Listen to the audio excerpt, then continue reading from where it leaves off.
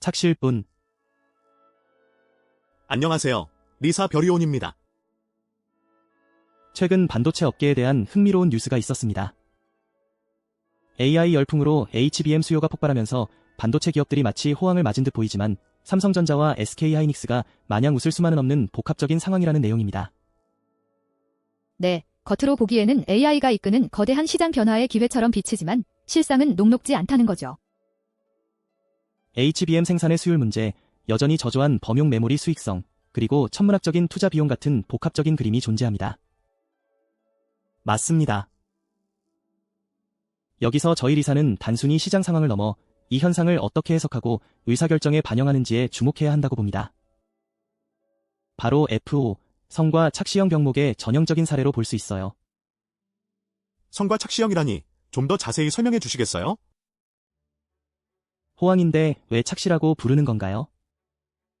성과 착시형은 외부 환경의 호조, 즉 지금처럼 HBM 수요가 급증하는 외부적 요인에 의해 발생한 성과를 조직 내부의 실력이나 역량 덕분이라고 착각하는 현상을 말합니다.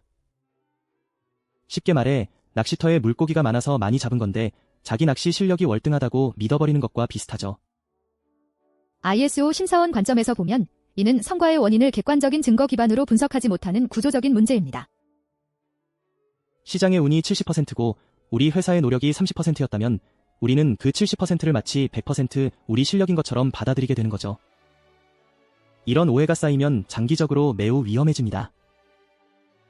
그렇다면 이번 반도체 뉴스를 FO 관점으로 어떻게 해석할 수 있을까요? 현재 HBM의 폭발적인 수요는 주로 AI라는 외부적 요인에서 비롯됩니다. 그런데 만약 기업이 이 수요 급증을 오직 자사의 기술력이나 전략적 우위의 결과라고만 해석한다면 다른 부분에서 발생하는 잠재적 리스크들을 간과하게 됩니다. 예를 들어 HBM의 높은 수율 달성 난이도, 아직 완전하게 회복되지 않은 범용 디램 및 낸드의 시장 상황, 그리고 HBM 생산 라인 구축에 필요한 막대한 자본 투자는 여전히 기업에게 큰 부담입니다. 이런 복합적인 요소를 종합적으로 보지 못하고 HBM의 긍정적 지표만으로 전체 시장을 낙관하면 잘못된 전략으로 이어질 수 있습니다. 외부 환경 덕분에 좋아 보이는 현상을 내부 역량 덕분으로 오판하면 잘못된 전략을 세울 수도 있겠군요.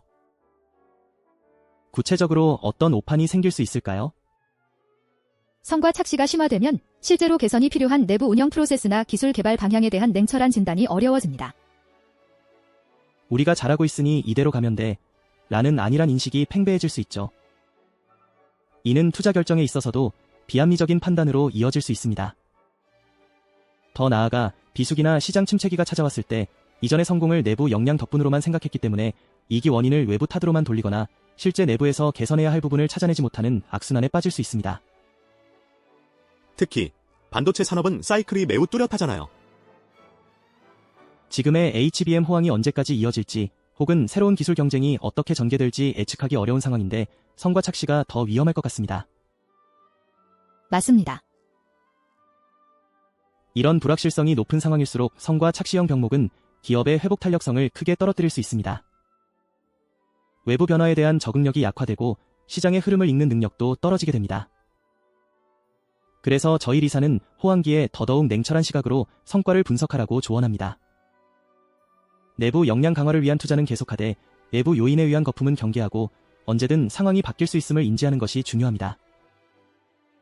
그렇다면 이런 성과 착시형 병목을 해결하기 위한 리사의 접근 방식은 무엇인가요? 저희는 성과 원인 분석을 매우 중요하게 생각합니다. 단순히 매출액이나 영업이익 같은 결과 지표만 보는 것이 아니라 그 성과가 어디에서 비롯되었는지, 즉 외부 시장의 영향은 어느 정도인지, 내부 효율성 개선이나 기술 혁신의 기여는 어느 정도인지를 객관적인 데이터를 기반으로 철저히 구분해야 합니다. 그리고 이 분석 결과를 경영검토 프로세스에 반드시 반영해야 합니다. ISO 9001의 4.1 조항 조직과 상황 이해나 6.1 조항 리스크 및 기회처럼 외부 환경 변화와 내부 역량 간의 상호작용을 깊이 있게 이해하고 전략에 녹여내야 합니다. 이는 의사결정의 질을 높이는 핵심적인 과정입니다. 결국 호황 속에서도 끊임없이 자문하고 의심하며 냉정하게 자신을 돌아봐야 한다는 거네요. 맞습니다. 저희 리사의 한 줄 통찰은 바로 호황은 구조를 숨기고 이기는 구조를 드러낸다입니다. 지금과 같은 호황기야말로 기업의 진정한 구조적 문제를 파악하고 개선할 수 있는 절호의 기회인 거죠. 호황일 때는 문제가 가려지기 쉽습니다. 마치 물이 가득 찬 컵에서는 작은 구멍이 보이지 않다가 물이 줄어들면 구멍이 드러나는 것과 같죠. 그래서 호황기의 내부 구조를 점검하고 리스크를 선제적으로 관리하는 기업만이 다음 위기에도 흔들리지 않는 경쟁력을 갖출 수 있습니다. 정말 중요한 통찰이네요. 지금의 반도체 시장 상황이 기업들에게는 단순히 좋은 기회만이 아니라 자신들의 의사결정 구조를 돌아보고 성과 원인을 객관적으로 분석할 수 있는 시험대가 될 수 있다는 말씀이시군요. 네. 그래서 경영자들은 우리 회사의 성과가 외부 환경 변화에 얼마나 의존하고 있으며 내부 역량이 실제로 기여한 부분은 어느 정도인가? 라는 질문을 끊임없이 던져야 합니다. 또한 최근 경영 검토에서 외부 시장 요인과 내부 역량 요인을 구분하여 성과 원인을 분석한 구체적인 근거와 그 분석 결과가 미래 투자 및 전략에 어떻게 반영되고 있는지를 명확히 제시할 수 있어야 합니다. 이것이 바로 ISO 심사에서 요구하는 증거 기반 의사결정의 핵심이기도 합니다. 이러한 질문과 분석이 뒷받침될 때 비로소 반도체 기업들은 현재의 복잡한 상황 속에서도 지속 가능한 성장을 위한 올바른 방향을 찾을 수 있겠네요. 그렇습니다. 단기적인 성과에 취해 구조적 개선을 등한시한다면 다음 위기가 찾아왔을 때 치명적인 타격을 입을 수 있습니다. FO 병목을 제거하는 것이 바로 이런 장기적인 경쟁력을 확보하는 길입니다. 리사는 이러한 구조적 병목 진단을 통해 기업이 외부 환경에 흔들리지 않는 강건한 경영 시스템을 구축할 수 있도록 돕습니다. 진단, 자동화, 표준화를 통해 진정한 제조업 혁신을 이루는 것이 우리의 목표입니다. 오늘 반도체 뉴스를 통해 F5성과 착시형 병목에 대해 깊이 있게 논의해봤습니다. 다음 시간에도 흥미로운 뉴스와 함께 리사의 날카로운 구조 분석으로 찾아뵙겠습니다. 별이온이었습니다. 감사합니다. 고맙습니다.